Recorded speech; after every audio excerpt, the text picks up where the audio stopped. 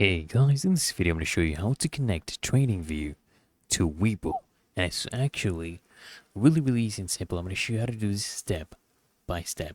So first things first, you want to go ahead and log in to your Tradingview account and just navigate to the chart section from the main menu, okay?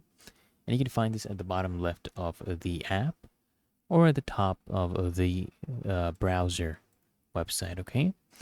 And then what you need to do is you need to scroll to the bottom of your chart screen and select trading panel. Just click on trading panel to see the list of supported brokers. And then you need to just check for Webull's availability. Just look for Webull in the list of brokers. And if Webull isn't listed, it might not be natively supported on, TradingView yet. And in that case, what you'll need to do is you'll need to check for alternative solutions, like using Webull's trading API. Okay, so if necessary, then we can do is to integrate TradingView with Webull.